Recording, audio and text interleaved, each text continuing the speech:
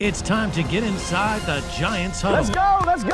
On Giants.com. I like it. And the Giants mobile app. Boom, give me some juice. Part of the Giants Podcast Network. Let's roll. Welcome to another edition of the Giants Huddle Podcast, brought to you by Citizens, the official bank of the New York Football Giants. I am John Schmeelk, joined right now by friend of the program. He comes on twice a year, always around this time when his mock draft comes out. Go click on it, find it at The Athletic, and also when his Freaks List comes out in August. He is the one and only Bruce Feldman, who covers college football for The Athletic and for Fox Sports. Bruce, it's good to talk to you again, my friend. Good to talk to you, John. Great time of year. Always a great time of year, and you have your mock draft up there and a lot of other fun stories as well, Bruce, that you want people to check out. Yeah, it's this thing I've been working on for about 6 weeks, and it's a ton of phone calls and conversations, but it's something, covering college football. It's fascinating to get, another level of intel and expertise from the coaches, themselves, what they saw, what they came away thinking about these guys, because you hear so much about the players, but these guys are the real experts when it comes to them. Yeah, and I love talking to people that cover college football, Bruce, because I think you guys have a different perspective, right? You're not covering it just, you're not coming to it a little bit later like I am. Other draft guys are with it all year round, but it's just a little bit of a different perspective, and I think it's a perspective that's worth taking into consideration. For example, like Kyle Hamilton a few years ago, you sat here and you told me people think he's unbelievable, he's the best, but then you nitpick his testing, you nitpick this, and I nitpicked a couple of those things myself, but in the end, it's who's the best football player, and the people that know that are the guys that are coaching against these guys, right? Yeah. And they're not always right. But, I will say this, the guy who was the most effusive on why he thought CJ Stroud should be the first pick of the draft last year is a college defensive coordinator. And, when he tells me that of all the guys he's seen, that Michael Penix Jr. has by far the best arm talent, and he's played a bunch against Caleb Williams, that carries weight, because this guy, like I said, he's played these guys multiple times, and he's seen them, he's studied them, he's game planned for them, and then he's seen seen it live and in person in the flow of the game. I think, there's a real credibility with somebody like that. 100%. So let's start with Jayden Daniels. And I thought the consistency in the 3 or 4 quotes you had up there about Jayden in your story, Bruce, I thought was pretty telling.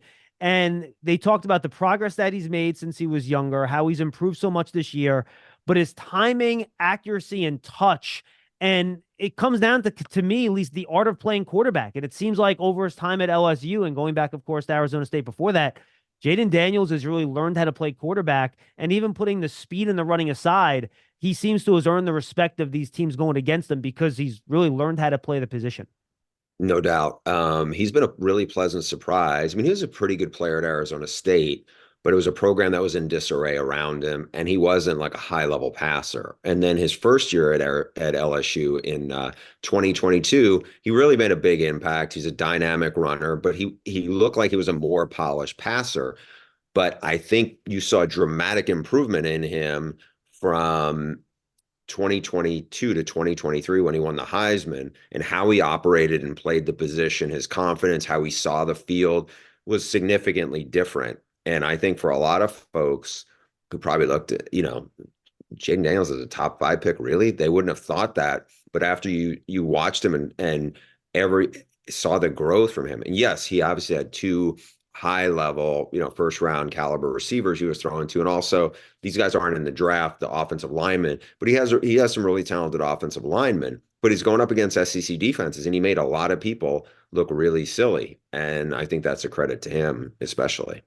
And I thought the comments on Drake May were interesting. You write here, the feedback I received was really mixed, reflecting a younger quarterback who has a smaller sample size than the rest of the first round crop. And people forget he's just a redshirt sophomore, right? He's a guy that does not have a ton of experience, but you really seem to have really good reviews on something that I don't think people talk about enough with him is his athleticism, Bruce, his ability to avoid the rush, handle the rush, and make throws under pressure, which behind the not a very good offensive line, he had to do a lot.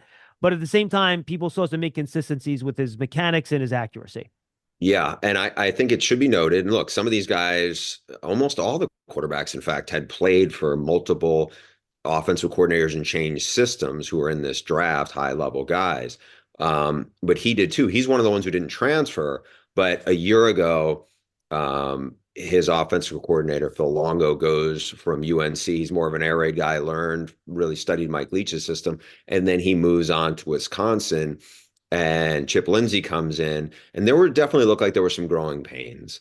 Some of his footwork was a little different. I think one of the defensive coordinators I spoke to was pretty blunt. And if, for people who, when they read this story, will see, they felt like he gets very, very uncomfortable. And this defense coordinator said, I thought he looked a little scared back there, and compared him and said, he throws it better than Sam Howell, who was the previous North Carolina quarterback, but felt like Sam Howell had a lot more composure and was more comfortable or with a lot around him than Drake May was. Now, Drake May, again, bigger guy, stronger arm, better arm, but felt like I'm not sure on him. And so he's one, to be honest, after working on this, was probably of all the quarterbacks going in, I felt like it was Michael Penix Jr. is the most polarizing of the quarterbacks in terms of what the coaches think compared to what the draft Twitter thinks.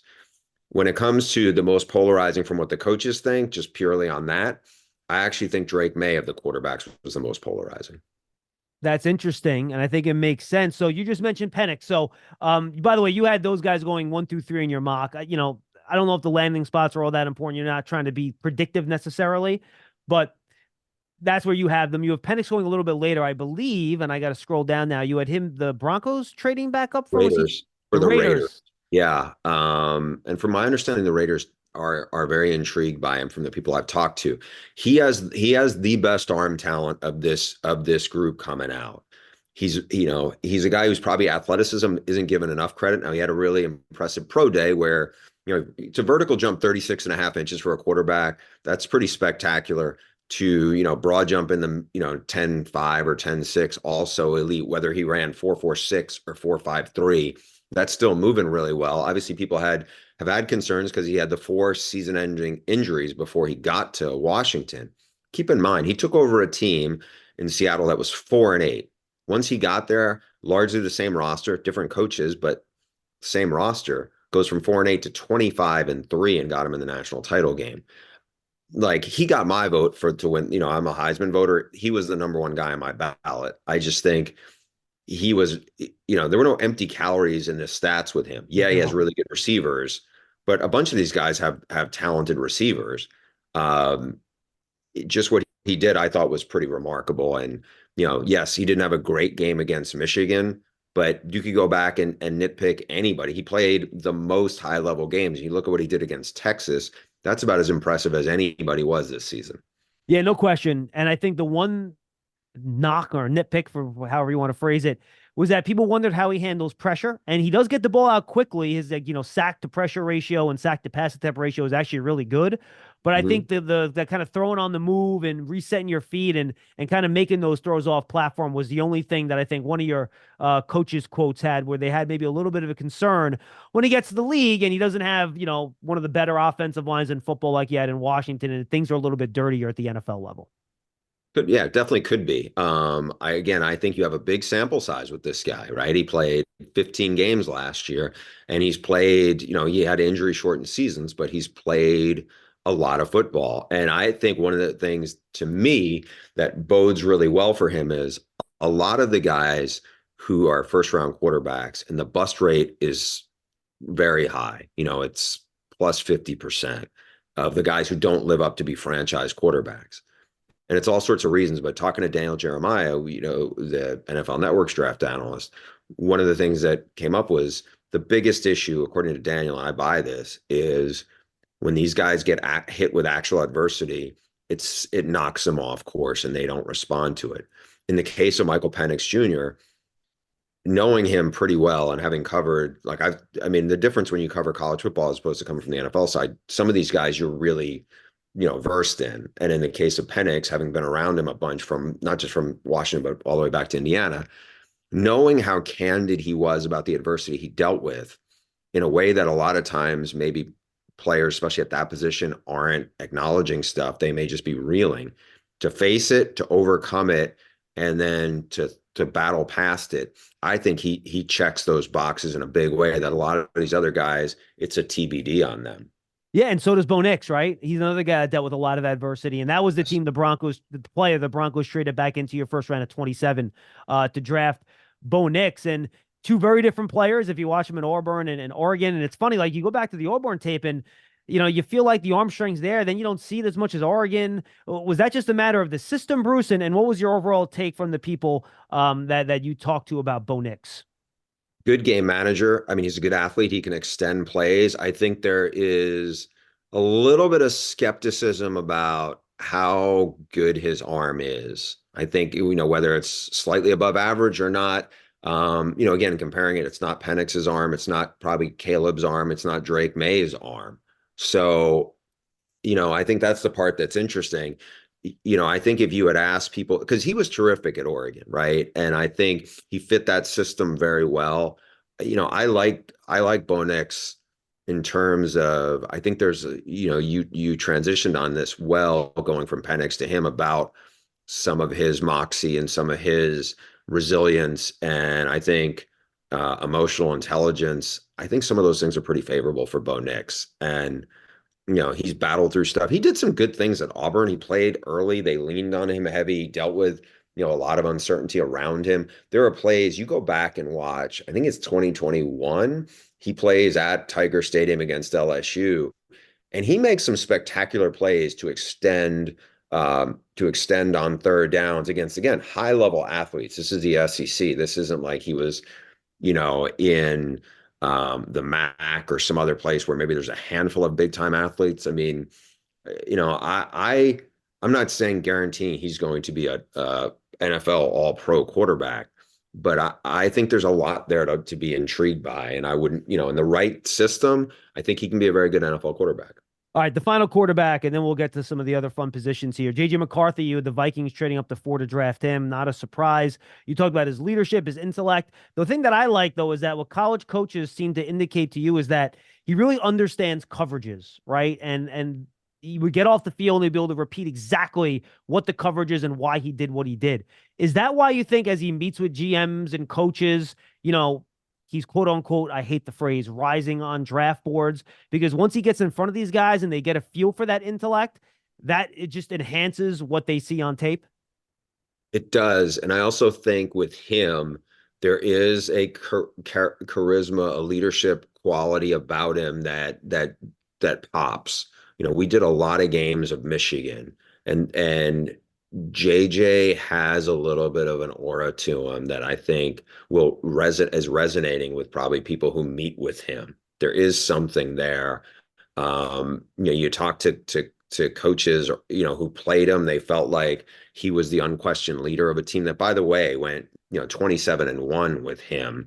And he's a really good athlete. I don't know if people who hadn't, if there are people who are new to it, I don't think they realize how good of an athlete JJ McCarthy really is. You see it in snippets on 3rd and 8 when he has to, like they ran him and they let him like use his wheels when they really needed it. And they won a national title in large part because he did some super athletic things that it shows up. There may not be, hours of it on film, but Right. whenever they really needed something, I think they broke the glass and JJ did it. And that's the part where I'm like, oh yeah, I think I could see JJ again. A lot of it comes back to, what kind of system does he go into and everything.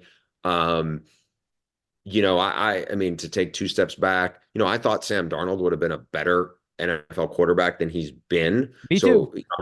I'm not saying he's like can't miss, because he wasn't, but I thought there was a lot of stuff in terms of his athleticism, in terms of his toughness, in terms of his ability to make plays when they fall apart.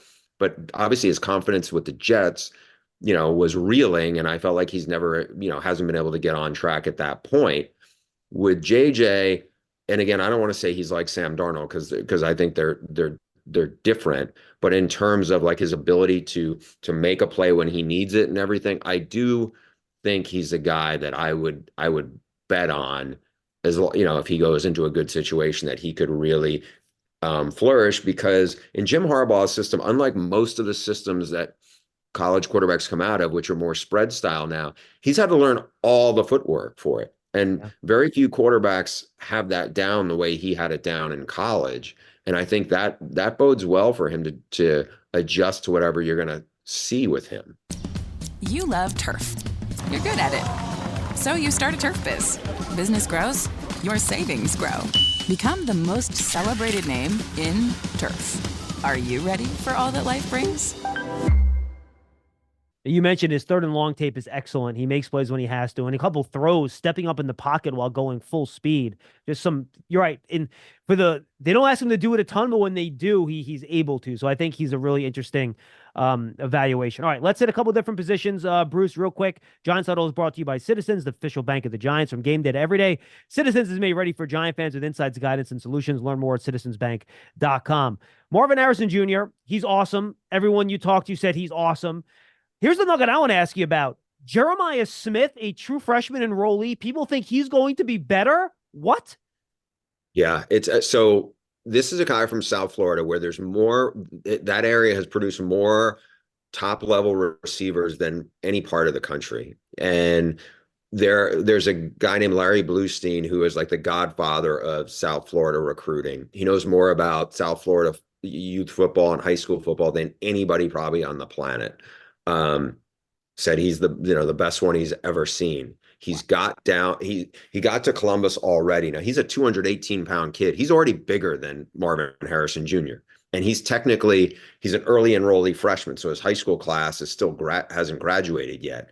I know from the people I trust in Columbus, they are raving about what they've already seen from him in terms of his competitiveness, his toughness, his mental makeup, his athleticism, and his ball skills. So again, not to diminish Marvin Harrison Jr., who's the most complete receiver the Buckeyes have had in this run, but just make a note of Jeremiah Smith. That guy is going to blow people away. I don't want to say he's going to be the first pick in the draft receiver, but keep an eye on him for the next 3 years. Was there one nitpick or negative that came up when talking to people about Marvin Harrison Jr., or no, not really? No, it's not a negative. The only question that I got, and this is a lot of, conversations, but was one of the coaches in the conference said, how come it was like kind of pushing back at me. He was like, how come he didn't run at the combine? How come he didn't run at pro day? And he was like, I think he's a great player. My guess is he's closer to 4.5 than closer to 4.35. And, there was talk, and he was high up on my freaks list, and he's a 23 mile per hour guy. And usually guys who are 23 mile per hour, burst are not, 4.52s at the, usually they're 4.42 or faster.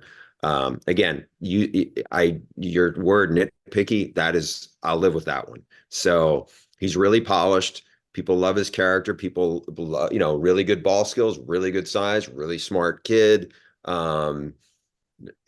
He is as close to can't miss as you're going to get. There's two guys in the draft to me that are as close to can't miss. He's the first one, and then the second one also plays that position. That's Rome Odunze. Yes, and this is the quote. I wrote it down reading your story the other day, Bruce, and the feedback you got from Odunze is can't miss. And the quote I loved is that he's so focused, he's able to count the rotations on the football on passes thrown to him, which to me is insanity.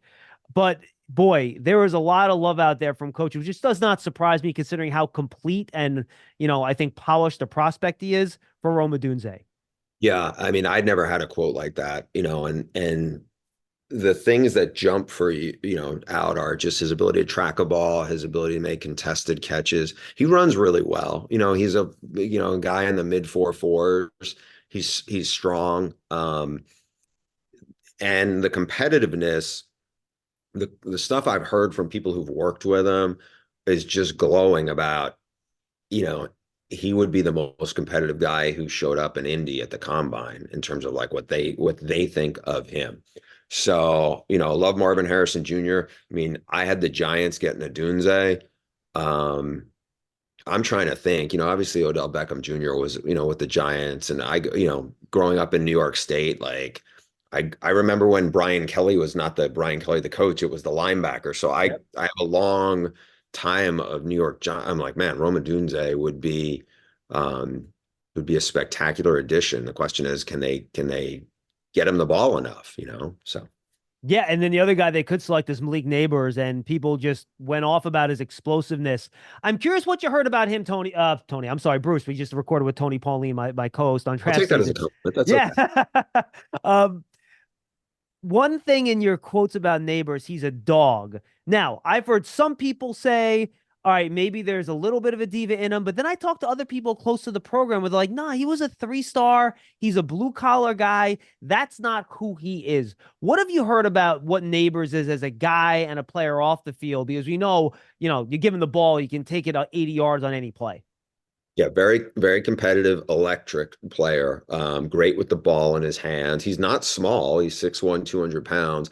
Thick. I wonder if some of that chatter, and you just, sometimes this time of year you kind of like take it with a grain of salt. I wonder if some of those folks have him confused with it. Like LSU in the post Justin Jefferson, Jamar Chase run had a batch of really promising athletic receivers, which 2 of them are in this class, which will be first round guys. One's Neighbors, the other one's Brian Thomas Jr. There was another guy in there who had a breakout career start to his career and then kind of fizzled. And I wonder if some of this chatter is Keisha Butte you're talking about? Yeah. I wonder if some of that are people confusing the two? Is some of that like I don't know at this point, because you wonder when people say stuff like that and some of that stuff gets out. There have been times where, and I can think of a specific example I don't want to go into, but like where it was a player and it was like what got reported was they meant one like position, they meant the right guard, not the left guard, who got identified at and it's just like, and then it takes on a life of its own. Again, I don't know. I will say this, and some of this is going to Indy, like Brian Thomas Jr., who put up huge numbers and is I think is the 4th guy of this group. One of the people there said, this guy is way more football smart than I think a lot of people realized. And you start to wonder, I was like, what is the perceptions about guys that like kind of takes on a life of its own when that kind of thing comes up? But it's people are speculating and they're trying to figure out, especially when it's a player. This isn't really Neighbors because Neighbors was really productive even before this, but like when it's almost like they really break through and everybody starts buzzing about him in a year.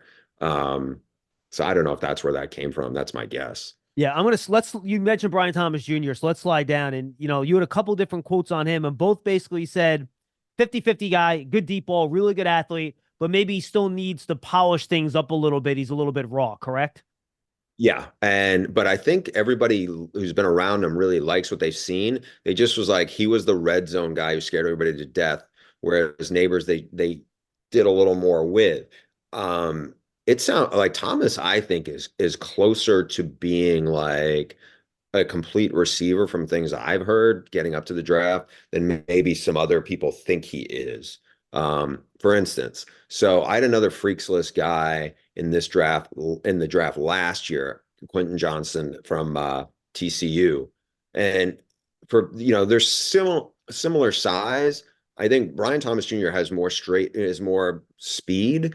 Quentin was surprisingly shifty and elusive at that size, but his hands were more inconsistent or are more inconsistent. I think Charger fans kind of probably are just, wincing about some of that. To me, Thomas is a much more polished player, and I think is a better prospect, to be honest. I mean, he's faster. He's around the same size. His hands, I think, are better. Run after the catch, I'm not sure that's where Quentin, I think, really excelled, but you have to catch the ball to do run after the catch too. No, absolutely. I want to touch on the last 2 top 10 guys, Bruce, and then we'll kind of roll through the back half pretty quick here. He's like talking to people about Brock Bowers. It's like, can I find somebody to say something bad about this guy? I don't know if I can. Everyone seems to love him to death. And Joe Alt, I think it was one of your smallest captions, just one quote. It was the best lineman we played all year. Is Joe Alt just like good, like boring good? He's just like so good he's boring? He's to me, head and shoulders. I know that there's been some other guys who've been lumped in closer to him from everything I've heard. And again, some of the coaches I've talked to have played a couple of, they played Graham Barton too. Right.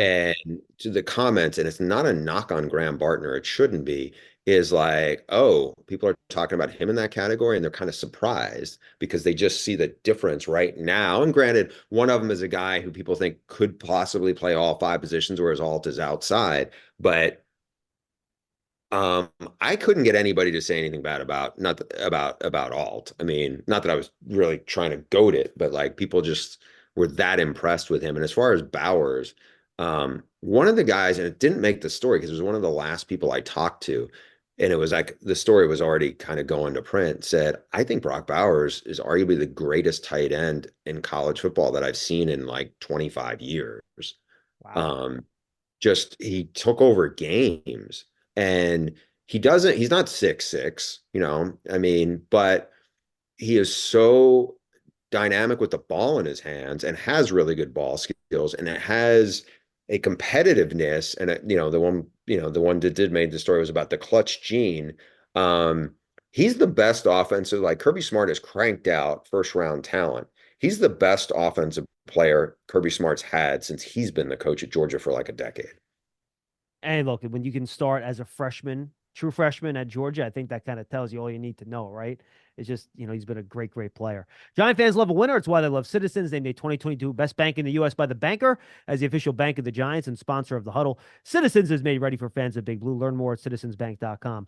Not a surprise, Bruce, you have a ton of offensive linemen in your mock draft because there are a ton of good ones in your mock draft. When you get to that second group, your Lathams, your Fuangas, your Mims, your Faltanus, all those guys, is this kind of just like a chef's choice deal? Because looking through all their reports, everyone seems to have Tyler Guyton too, have to say really good things about all these players. Yeah, it is an interesting. Yeah, chef's choice is interesting. Like I think, you go to get, the Mauler from Oregon State might be like a little bit of a cut above some of those other guys to play off the verbiage. But you mentioned Tyler Guyton. So Tyler Guyton is a late bloomer. I don't want to say he is, Lane Johnson, like kind of that kind of path, but he did go through Oklahoma and switch positions. And, Bill Bedenbaugh, the offensive line coach, is one of the best offensive line coaches in college football. He's had a lot of really good NFL players. This is probably the most gifted, physically athletic lineman he's had.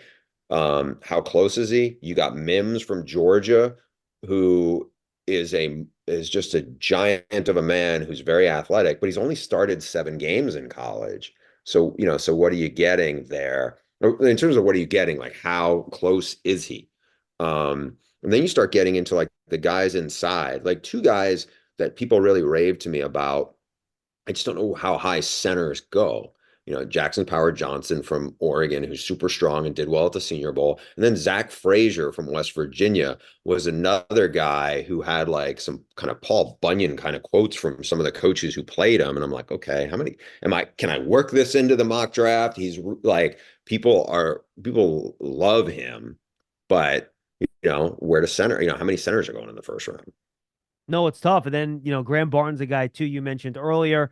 It's funny. You talk about trying to get guys into the story. Well, for the teams that didn't have first round picks, you included some second round picks in here too. And I'm like, I feel like you're sitting there. I have so many wide receivers that are good that I have quotes on. I need to fit these guys in somewhere. So let's just kind of go through the rest of the wide receivers you mentioned real quick here.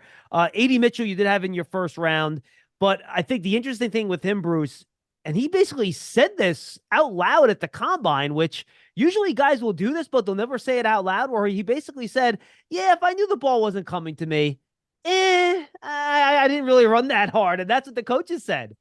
Yeah, that shows up. Like, here's the thing with him, John. So our crew did a Texas K-State game, and it was a game where Quinn Ewers, the starting quarterback, wasn't going to play. So the backup, Malik Murphy, is now at Duke, was going to be the starter.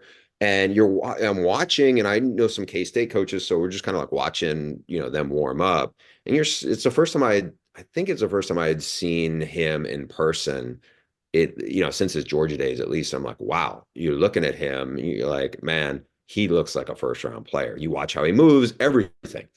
And he went off in the game. He like kind of could dominate. But then there is moments, and like, Brian Thomas has, great red zone threat, size, speed guy, and that's what he is.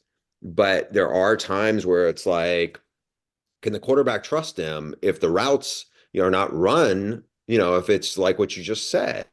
So can an NFL team get that out of him? Like if the Bills take him where I had him going, and I started working on this like before the Diggs trade happened, but they already lost Gabe Davis, but like could really need a number one guy. He has number one guy talent. It's just, like, I don't say you got to get it out of him like he's some kind of like, problem child, but I just think it's just maturity and focus, and we'll see where he gets to. Yeah, and then two other guys you would go in the second round then with those second round picks. Malachi Corley, who I stood next to him, Bruce, at the Senior Bowl, and I interviewed him for about 6 minutes. Engaging kid, really good kid. But as someone that's been in the same locker room as Saquon Barkley for the last 7 years, he's built like Saquon Barkley. Yeah. Like, this dude's not built like he's a tank. But I think one of the interesting quotes he had is that they think he's more than just that screen pass, end around, jet sweep, gadget guy. And I think he kind of showed that at the Senior Bowl a little bit too. So what's your feel from people around the league that you talk to in college football? Can he be more than just that guy that gets balls at the line of scrimmage? One of the guys I talked to about Corley is, one of those guys where I'm like, okay, I've had a track record with this guy. He's coached in the SEC. He's one of the people whose opinion I trust most. And he was really glowing about Corley. And so I would put probably more stock in that than I would in a lot of other things I get, just because I know what this guy sees and his perspective on things. Again, it's like, does he go to a place that has a really good quarterback and a really good system? We'll see. But I mean, he's a dazzling player, run after the catch. I'm glad you saw him up close because he does not look like any other receiver. Like there are receivers who are impressive, but he looks like, I mean, it's funny you say Saquon, because Saquon does not look like any receiver. He's just a muscled up, like blocky, imposing guy. But you usually don't see that with the receivers, not to that degree. So I'm interested to see where he goes and what they do with him, because he was a dominant player in that league, and that league's pretty good football, and everybody knew he was a mark man, and they were going to try to get him the ball however they could get him the ball and whatever they did, and they still really couldn't slow him down much. McConkey was the other wide receiver you managed to slip in there, and he's a guy that I'm not surprised that coaches really appreciate what he can do. He just seems like such a polished receiver when you watch him with his route running. But one of the coaches did say they think he might be a slot only guy, right? Yeah, I mean, he's not the biggest receiver, but he is really fast. He's also really quick, and he is really polished. He wasn't like he was a go-to guy for them. I would have been curious at Georgia, again, whereas a little like Michigan, where they're gonna win their football games pounding you on both sides of the ball, and they're not airing it out. And he had a really good quarterback this year who's not in the draft, but I think, if they don't have Bowers, and Bowers was banged up a little bit this year, but if they don't have Bowers, is he putting up bigger numbers, because then he's a little more of an X factor guy. And, fortunately for Georgia, they did have Bowers, but, it wouldn't surprise me if he was much more productive or a factor in offenses in the NFL game than he was at Georgia. Now, if he went some other system, and I'm not saying he should have transferred, but if he went to, you could name the school, if he went to USC and he had Caleb throwing to him, or if he went to Oregon where, that system, he probably puts up like double the yardage numbers, but, obviously everybody, they kind of pick schools for a reason. It's not always to be like, hey, I'm going to try to get stats. I mean, he won a ton of football games there and was developed. No, absolutely. I'm with you. You're ready for a change. Payday comes early with Citizens, so go to that retreat. New you moves to the country. Now you're raising goats and launching a lifestyle brand. Are you ready for all that life brings? All right, two other players that I feel like the league's all over the place on, depending on who you talk to, and it seems like the college coaches maybe too. Olu Fashanu from Penn State. I feel like even the evaluation of what he's good at and what he's bad at, Bruce, was different from quote to quote in that little blurb that you had. It was. I mean, he's a big, imposing guy who's really bright. He's athletic. I think, some guys thought he needs still more polish. Like, I talked to some of the Penn State guys who were like, he stoned our speed rushers every day at practice. And those are, when I say speed rushers, I mean, Chop Robinson, you don't get faster and more explosive than him. And there was other guys who were undersized edge rushers they had who were really good players, Adisa Isaac, who, giant, grew up in that, that footprint up there. Those are really good players. And I think that bodes well for him. I think it was a consistency thing. Now, against Ohio State, that was the film this past year, that I think gave some people pause about him. He struggled against a really, really high level edge rusher in JT2 and Maloau, who will be in the draft next year. And would have been a first round pick this year if he came out, by the way. Yes, really strong, really athletic, and he got after him pretty good. And so I think that maybe was sitting in some people's heads, but I think he's one of the better offensive tackles in the first round crop. And then Nate Wiggins is the other guy, right? And one of the scouts or one of the coaches that you had quotes from said what I've been saying about the kid. Like, he's so fast and he's so athletic and twitchy, you can cover anybody. But then he's like, but, I'm not sure how physical he is, and I'm not sure you want him tackling it. Well, whatever, 180 pounds, whatever his true playing weight was. So, fiery guy. Yeah, it just seems like you're going to have a trade-off here, right? If you draft him, you're going to really need him in coverage, but I don't know how much you can count on him in the run game, outside. Yeah, he would be one of the ones who I think was, who people were higher on than I expected them to be, to the degree, like he was kind of, I don't want to say a drive-by, but one of the coaches was like, who I thought was awesome, the cornerback at Clemson. And then it went down to that, because it was somebody who, was in the league and just kind of raved about, you saw him in a lot of crossover tape and just kept on noticing him. It was like, man, that guy is pretty special. And so, I didn't want to disregard it. And again, it's interesting because the guy of the DBs who, I just hear glowing stuff about is Quinion Mitchell from Toledo. Checks every box and is great, ball skills, and is like a strong, explosive athlete and everything. But then you get the Alabama guys who people like, but I don't know if they love them, for a couple of different reasons. And then you have this other kid who's got good length and exceptional speed. But I think there's a little bit like, okay, is he the most physical guy? We know he's pretty competitive. Usually those things come hand in hand, but sometimes they don't always go like that. You mentioned the two Alabama corners real quick, then just 2 ones, and we'll wrap this, Bruce. You've been so generous with your time. Awesome stuff as always. Fans have great feedback on whenever we have you on, by the way. They absolutely love it. You said some people maybe not as high on the 2 Alabama corners. What are some of the things on Arnold and McKinstry that you're hearing that teams or coaches maybe have some questions about?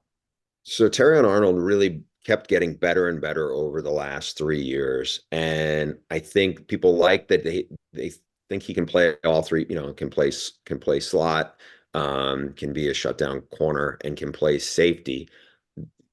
I don't know if I think they see him as the better athlete of the two.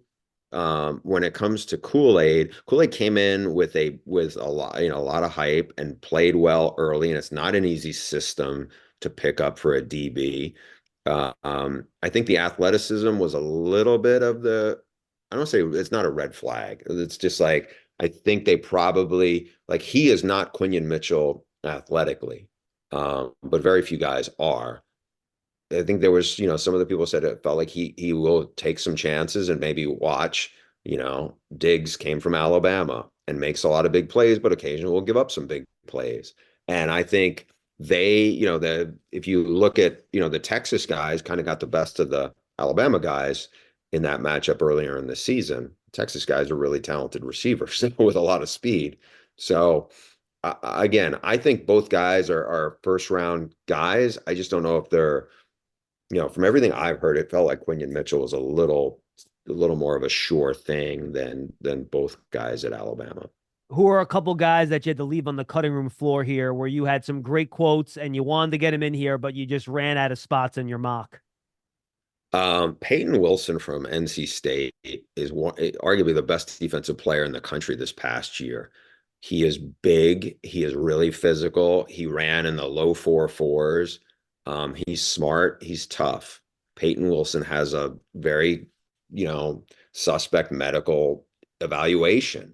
Now he had knee and shoulder. He's been healthy for the last 2 years. But the question is also he plays a position now that's a little like running back, where it's just, if Peyton Wilson came along 10 years ago, if he didn't have the medical history, Peyton Wilson might be the 5th pick in the draft or something. Like he's that athletic and that productive. But I think somebody will take him within the, top 75 picks, because somebody will look at it and go, heck, as long as he can get through the first contract, he can help us win a lot of football games, assuming it's the right system fit in terms of linebackers, because it's not a great group right now. I mean, you have Edgerrin Cooper, who is a run and hit guy from Texas A&M, who put up big numbers, and he, in the old style way of linebackers, he's probably a top 15 pick. But now people don't take linebackers that way. So those are guys that I'm very fascinated to see how soon they go and where they go to. All right, final question, unrelated to the mock draft. Who are some players in college football, knowing the country as well as you do, that you think are going to break out this year that maybe people don't quite know enough about yet? You're catching me in the middle of my NFL mindset. Sorry about that. There's a handful of guys I'm very curious to see what, we obviously talked about Jeremiah Smith from Ohio State. I think he is going to explode onto the national scene. In terms of Ohio State also, we talked about the Alabama DBs.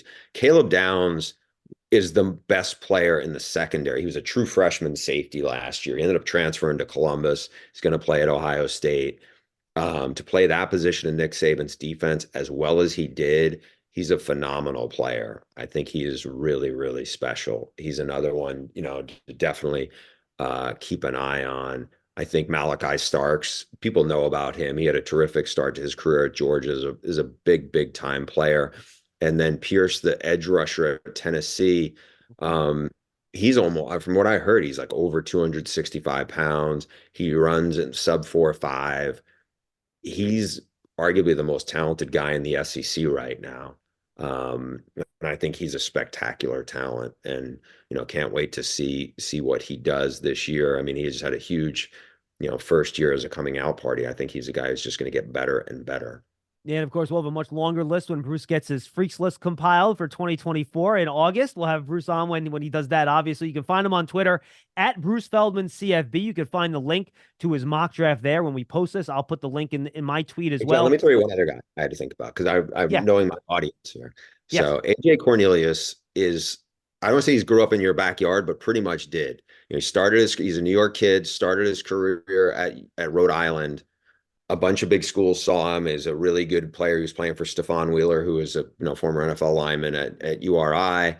And then he ended up at Oregon. And he had a really good first year at Oregon. I don't know, I haven't studied him enough and I haven't talked to enough people to say, oh, he's going to project as a top 15 offensive tackle. He's a really good football player as they transition into the Big Ten this year. Again, for Giants fans and people in that area, here's a homegrown kid who's really smart, who's, is a really likable kid who transitioned up from Rhode Island all the way on the other side of the country into Oregon, and he played really, really well. And I think he's on a lot of people's radar, or should be.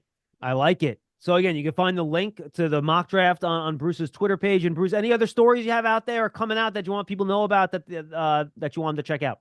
Yeah, again, I don't want to keep playing my tri-state New York hat here, but I did a story around the combine that I worked on about Peter Schrager, who is a New Jersey native, who has now become a big star for NFL Network and also works at Fox. And what I really wanted to get into was like, okay, and John, I've seen you in Indy at the combine, and it's just like, it's a great networking place. And for people who've never been there, people are curious how like the sausage gets made.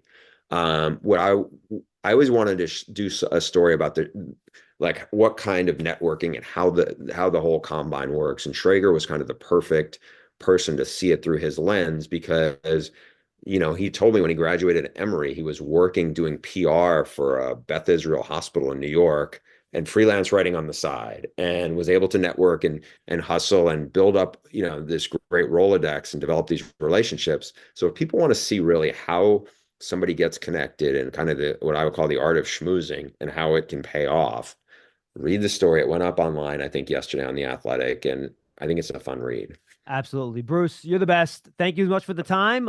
Enjoy what I guess we call the off season now, though, as you well know, there's really no off season in any football related sport anymore, but enjoy it. Thanks so much for the time and enjoy the draft, my friend. Always a pleasure, John. Thanks for having me. Bruce Feldman, The Athletic, Fox Sports, covering college football. Thanks for joining us on the Giants Huddle podcast, brought to you by Citizens, the official bank of the Giants. We'll see you next time, everybody.